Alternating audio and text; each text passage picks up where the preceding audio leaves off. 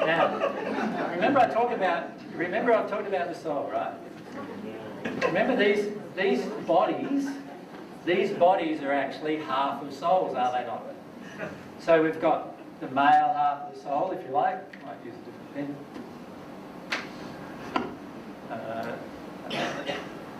You got the male half of the soul.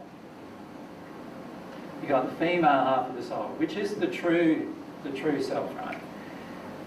Now, as these two soul halves join, so obviously now I'm talking about soulmates, right? As the two soul halves come together, step by step by step, they come together, right? And they come together into a soul union state. That means they're unified in every emotion. Can you see that? Remember, what do we keep on saying the soul is? The soul is emotions, desires, passions. Let's look at those three things only for the moment. Imagine, as the souls coming together, that each one of these halves are coming together in their emotions, in their desires, in their passions. Now, for many of you, you feel that's a very scary state. Because you feel like, who am I then? I'm going to lose my identity in this process. Is many times. I'm going to lose my control. And yes, you are. That's the whole point of it, is to actually get to a state where all of your desire to control is completely gone. So, in the process of the soul union, what's actually happening is our emotions, desires and passions cause there to be no rift between the two halves of the soul.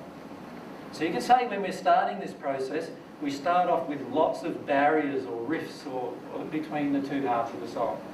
And what's happening as the soul begins to grow together, we're destroying the barriers of separation between the two halves.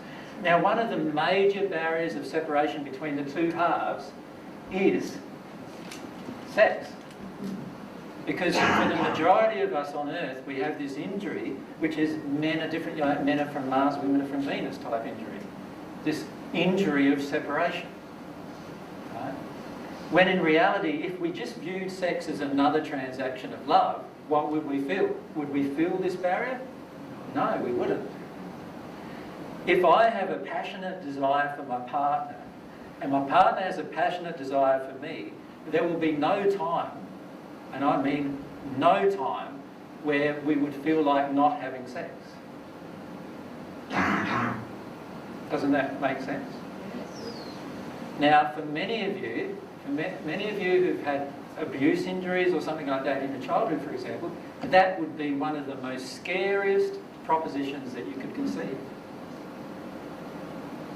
But in the end, it is the place that God intended the two halves of the soul to be, in this place of union, constant union, which also means constant sexual union.